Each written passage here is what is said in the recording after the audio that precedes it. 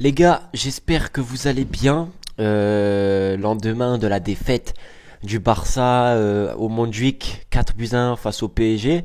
Dans cette vidéo, à froid, parce que hier on était une réaction à chaud, donc les choses qui se sont dites ont été peut-être un petit peu, on va dire ça a été un manque clairement de lucidité, hein, tout comme les réactions à chaud globalement.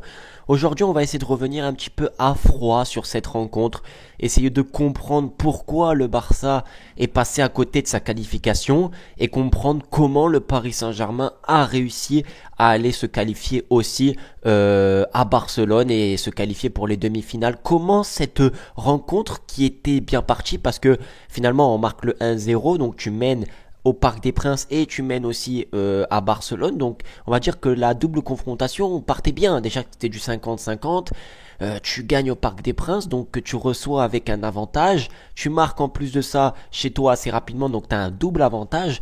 Comment ça se fait que le Barça a réussi à se faire éliminer et en plus de ça à perdre 4-1 chez toi? On va le voir dans cette vidéo. Vous allez voir que on va évoquer tous les mauvais points du Barça, mais je tenais quand même, avant que la vidéo commence et que le sujet commence, à dire que quand même on sort assez fier de la campagne européenne du Barça. On sort pas de la compétition humilié. Je pense qu'on est sorti vraiment parce qu'on a eu un manque clairement d'expérience, un manque de lucidité. En une fraction de seconde, tout notre travail s'est éteint, mais faut garder du positif dans cette saison qui a été vraiment compliquée. C'était déjà une fierté d'être arrivé en quart de finale. Voilà, essayez de relativiser quand même. On est fiers, moi je suis fier du parcours barcelonais. Ça aurait pu mieux se terminer, il y avait la possibilité d'aller plus loin, mais c'est le football, c'est comme ça, faut accepter. Et puis voilà, maintenant je vous laisse avec bien sûr les faits négatifs de la rencontre d'hier, le pourquoi du comment. C'est parti.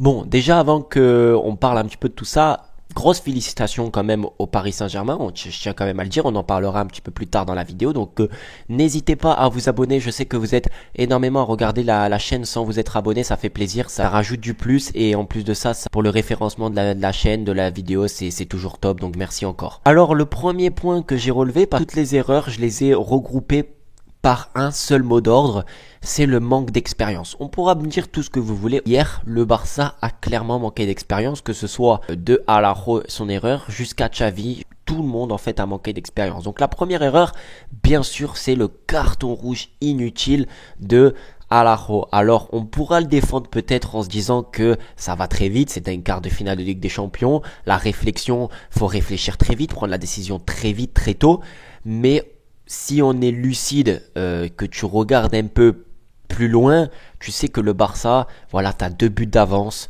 Pour que le PSG se qualifie, il faut qu'il marque 3 buts chez toi. Laisse le face à face. Laisse le face à face à Ter Stegen. Peut-être qu'il va l'arrêter. Peut-être que même Barcola marque. C'est pas grave, ça veut dire que ça fera un partout. Merci, au revoir, on remet le ballon au centre, à 11 contre 11, on repart au combat avec toutes tes armes et tu auras moins de reproches, moins de regrets. Et je pense que Araujo manque encore clairement d'expérience sur ce genre d'action. On va pas lui en vouloir une éternité parce que oui, il nous brise le rêve d'aller plus loin, mais il n'y a pas que ça. C'est-à-dire que oui, il prend un carton rouge bête, oui, il fait une faute qui tue le Barça clairement, mais derrière, il y a des mauvais choix, il y a une mauvaise gestion, il y a encore plein de choses. Mais oui, ce carton rouge est inutile, manque de lucidité, je pense il doit réfléchir plus rapidement, plus vite, et si il veut devenir un grand défenseur à l'avenir, un très grand défenseur, il faudra arrêter ce genre d'action et action bête. Voilà, clairement. C'était la première erreur de la rencontre, donc le tournant clair de la rencontre, parce que le PSG n'était pas si dangereux que ça. Ça jouait, c'est vrai, ça avait le monopole du jeu, du ballon, mais il n'y avait pas d'action très dangereuse. Le Barça coulissait bien, défendait bien, donc globalement, on va dire que le match s'était équilibré, parce qu'en plus de ça, le Barça marque un peu au cours du jeu, mais en tout cas, il n'y avait pas de grosse action non plus parisienne. Mais là, c'est un changement complet parce que dès que le carton rouge est fait, je ne sais pas si vous avez vu un petit peu, mais Luis Enrique, il a direct changé sa tactique. C'est-à-dire qu'il n'a pas attendu. Lui, son carton rouge, il est en position favorable, il a directement changé sa tactique. Je ne sais pas si vous avez vu, mais les ailiers, ils étaient beaucoup plus excentrés, on passait beaucoup plus sur les côtés pour faire mal à cette équipe, fatiguer le Barça. Et donc ça, c'est la confrontation Xavi-Enrique. En fait, ça, on voit l'expérience de Luis Enrique, on voit la marge de manœuvre qu'il a quand même aussi avec ses joueurs et le fait qu'il ait beaucoup d'expérience. Et d'un autre côté, t'as Xavi qui fait un choix bête. C'est-à-dire que peut-être que on n'a pas on s'est pas beaucoup attardé hier sur ça, mais je sais pas si vous vous rendez compte, pardon, mais le changement de Xavi de faire entrer Inigo Martinez, pour moi, c'est quoi ça? Alors oui. J'entends, il faut faire un changement, il faut faire peut-être rentrer un défenseur, c'est vrai, mais sur le terrain, t'en as un. Je le répète, t'en as un défenseur, t'as Frenkie de Jong. T'as Frenkie de Jong qui a joué des milliers de matchs défenseurs, enfin des milliers, beaucoup de matchs à dépanner défenseurs, qui a fait des gros matchs dans les relances. Je suis désolé, mais Frenkie de Jong en défense, c'est beaucoup mieux que Inigo Martinez. Donc je comprends pas pourquoi il fait rentrer un Inigo Martinez qui n'a pas de rythme, qui n'a jamais joué un quart de finale et même une confrontation à élimination directe de Ligue des Champions. Tu le fais rentrer à 10 contre 11, pourquoi faire? Alors que tu peux réfléchir et prendre un peu plus de recul en disant bon, je fais reculer Frenkie derrière avec Koubarsi, donc ça fait Koubarsi, Frenkie, Cancelo et Koundé, une défense à 4, et tu fais reculer Rafinha sur le côté gauche, enfin ça fait à droite Lamine Yamal, Gundogan et Pedri, et à gauche tu fais passer Rafinha, enfin qui était déjà à gauche, mais ça fait une ligne de 4 et tu laisses Lewandowski devant qui vient justement lui essayer de faire le premier pressing.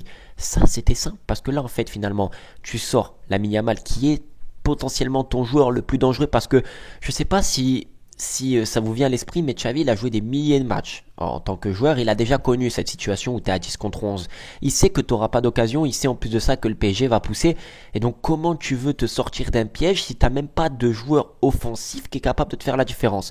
Donc, lui, qu'est-ce qu'il fait? Il sort son meilleur joueur offensif. Alors, oui, il fallait faire un choix, je l'entends, hein, je suis d'accord. Mais pour moi, c'est un changement inutile, non réfléchi. Et quand tu prends le carton, c'est à la 30 ou 35e, il me semble, à la 30e, t'as un quart d'heure, 10 minutes, un quart d'heure à tenir.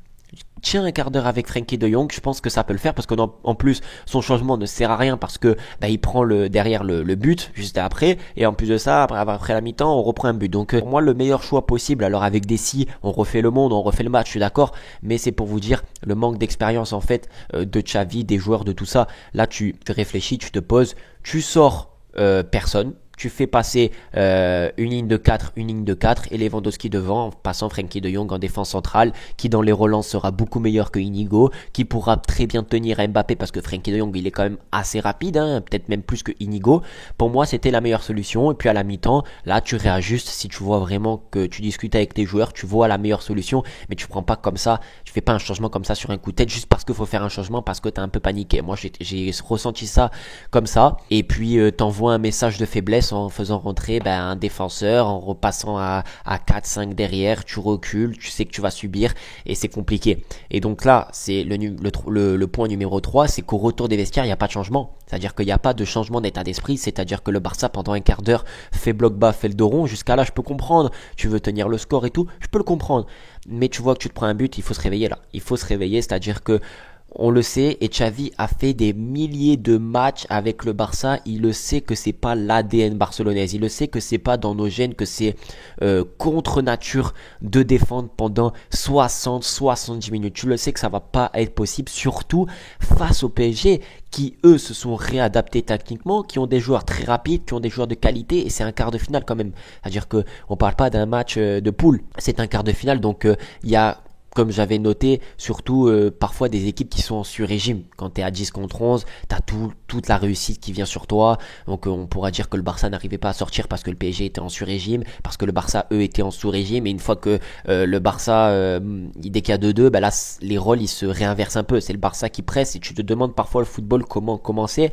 C'est comme ça. Mais je trouve que le Barça que Xavi a donné des mauvaises consignes en continuant à jouer bloc bas qui est contre nature. Je préfère que le Barça sincèrement joue un peu plus haut, mette un peu plus d'agressivité, aille chercher les ballons un peu plus haut, fasse un pressing même à 10 contre 11, mais au moins tu gardes ta nature et tu sais que dans tous les cas tu vas prendre un but même en défendant. Donc pourquoi pas le faire en essayant de presser, en essayant d'aller un peu plus haut.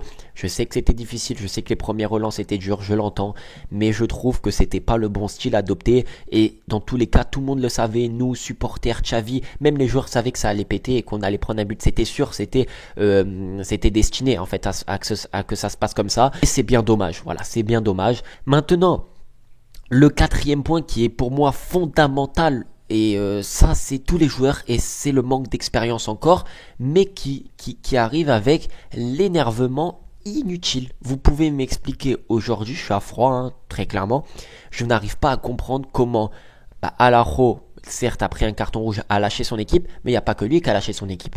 Il n'y a pas que lui. Pour moi, il y a Xavi. Xavi qui prend un rouge à la 60, 65 ou 70e, mais c'est pas normal. Xavi, il a joué 20 ans, 25 ans, 20 ans, je sais pas, au football de haut niveau. Au FC Barcelone, il a gagné la Coupe du Monde, il a gagné l'Euro, il a gagné des Ligues des Champions, il a gagné des Ligas.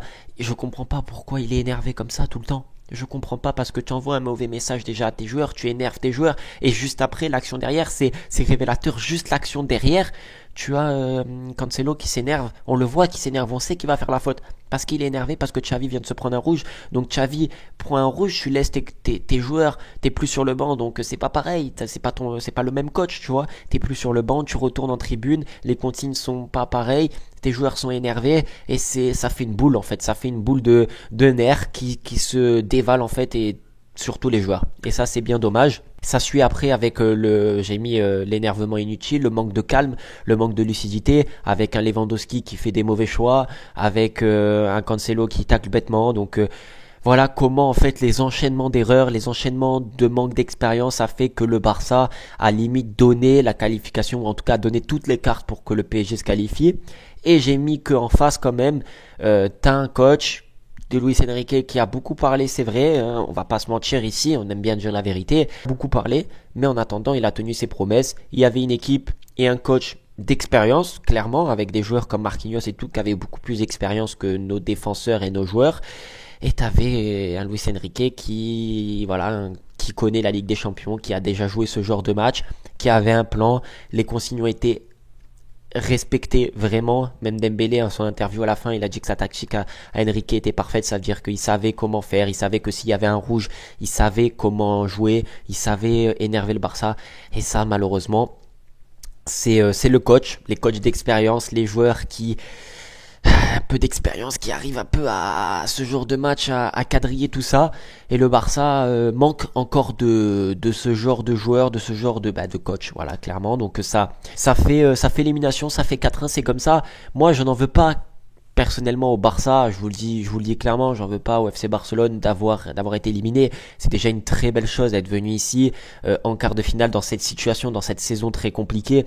On l'avait dit déjà au niveau budgétaire, il n'y avait pas photo, c'est-à-dire que le PSG avait dépensé 500 millions d'euros, le Barça en a dépensé 40 dans les deux mercatos confondus. Donc le PSG avait une grande profondeur, avait des armes aussi, donc c'est mérité pour le PSG qui en face a respecté les consignes et a bien joué. Donc comme j'ai dit, j'en veux pas au Barça.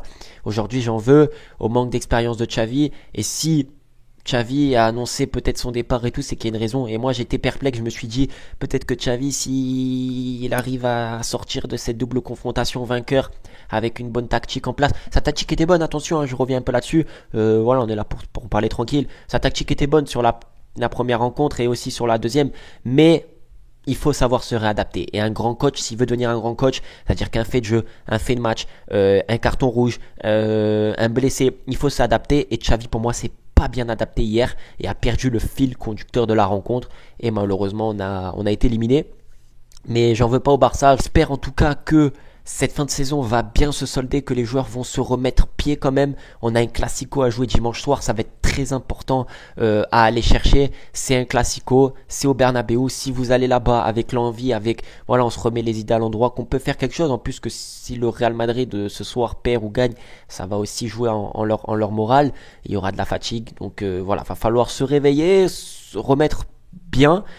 Et voilà, j'espère que la vidéo vous aura plu. Cette vidéo c'était pour globaliser toutes les erreurs, comment la rencontre s'est déroulée, comment on a perdu pied, comment on a été éliminé. Mais voilà, on refera pas le football. Le football c'est le football. Ça aura été dans tous les cas un match compliqué. On savait que ça allait être difficile, même si c'était du 50-50. C'est comme ça. Place à la Liga. Repartons du bon pied avec le Barça. Et soutenons quand même le Barça. Voilà, on va pas les enterrer. Il faut quand même rester soudés. Je vous dis à la prochaine. Prenez soin de vous. Merci encore du soutien. Ciao.